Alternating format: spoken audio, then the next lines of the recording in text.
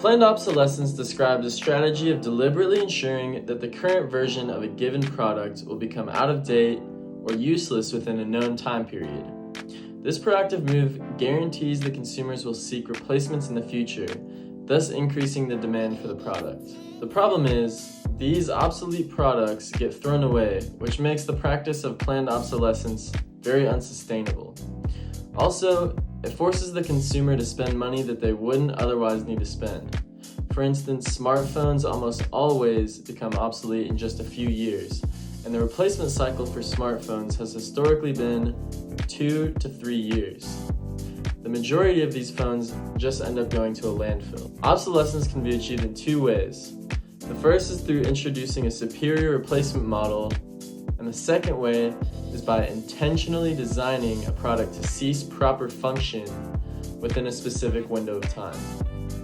Many companies achieve planned obsolescence through both of these ways, and one of the biggest culprits is Apple. Apple's mission statement is to bring the best user experience to its customers through its innovative hardware, software, and services. And Apple has done a great job of providing an unparalleled user experience through all of its products and software. Apple has often been at the center of skepticism around their use of planned obsolescence, and it's notorious for designing planned obsolescence into their phones.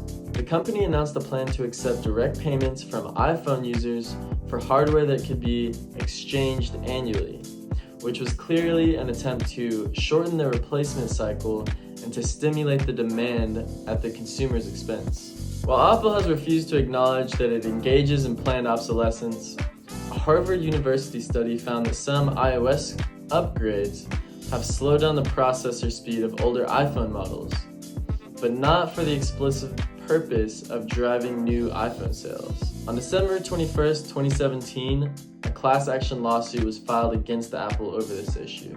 Apple has also been known to use tamper-resistant screws in their iPhones and MacBooks to prevent users from replacing the batteries or other components themselves, forcing them to upgrade their devices or pay expensive prices for repairs. On top of this, Apple has also been making their iPhones and laptops much more expensive to repair just through the design of the device itself.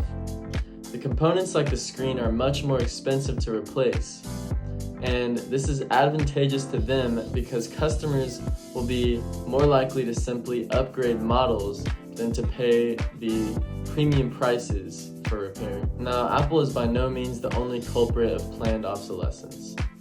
Most of the fashion industry and technology industries are actually responsible for this practice.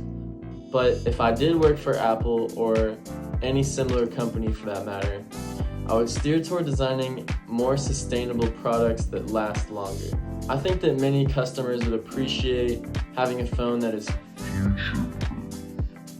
that can last 5 to 6 years and whose components like the camera, processor, and battery can simply be swapped out by the user. This process would be much more sustainable and would save the consumer money in the long run. So next time you think about buying a new smartphone or tablet, take a minute and think about how that product will perform just a few years in the future.